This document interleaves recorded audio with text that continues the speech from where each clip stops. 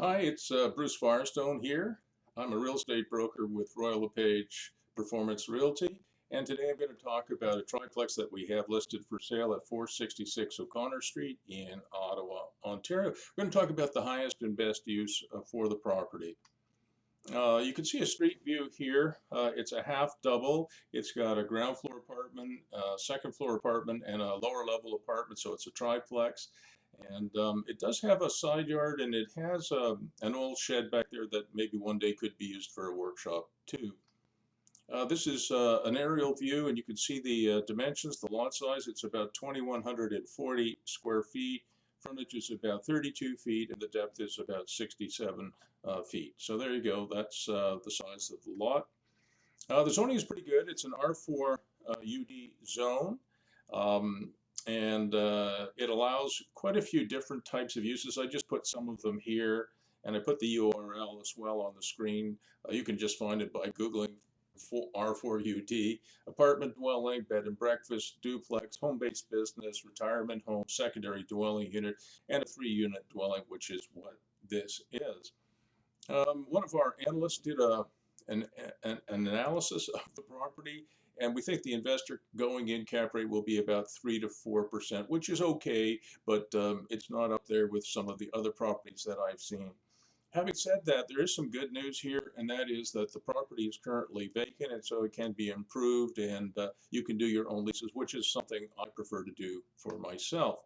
But the highest and best use for this property might actually be for a sitting owner, somebody with a home-based business. And I put up here, my youngest son's hairdresser lives downtown Ottawa, and she has a shop in her home where she grosses over $11,000 a month. And so you could have your shop, perhaps in the basement unit. You could live on the ground floor or the second floor and rent out the other apartment. So you have some income from your business and some income from real estate investment as well.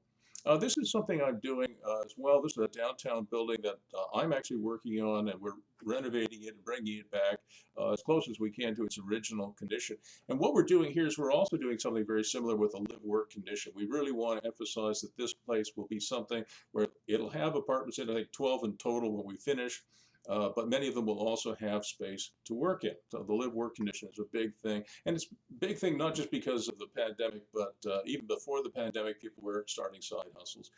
This is a picture of what it looked like on the day we bought it. And there was this long sticking out piece at the back of the building, which was the old banquet hall for the restaurant that was occupying the building.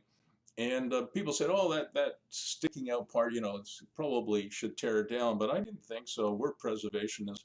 And in fact, this is what it looks like today after we got rid of all the, frankly, all the crap that was in there. It's this beautiful old stables. This building was built 150 years ago, so it's got 150-year-old timbers in it, 150-year-old stone walls and brick walls. And when we were going through it, my wife said, wouldn't this make a great live-work condition?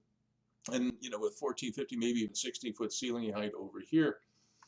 So we actually went to the Committee of Adjustment and actually asked for permission to put an apartment at grade. And you can see on this slide here, we have on the right-hand side, in this kind of weird sticking out piece, we have a one-bedroom apartment. It's quite nice. It has a little patio outside, a living room, kitchen, great room, a bedroom. And then you'll see on the left-hand side of the drawing, it has what we call an artisan space or a workshop space. So if you were a hairdresser, a registered massage therapist, a physiotherapist, a real estate broker, whatever, you could have your business there and you could live and work in the same building. In fact, your commute to work would be going through the connecting door that you can see there. And one of the other cool things about this particular building is that the access to the workspace or the workshop space is through a separate door, so it has its own ingress and egress. And you guys may have heard this before, but it's an old saying, people want to live in a castle but are willing to work in a cave. And one of the things I thought about this particular building is why not live and work in your own castle? So as I said, it's a triplex. You can live in one unit, rent out one unit, and maybe run a business, your own business out of a third unit, which is already there. Anyway, if you want to get a hold of me, it's Bruce Firestone. The best way to get a hold of me is by email, bruce@brucemfirestone, Bruce at brucemfirestone.com. And thank you so much for listening to me.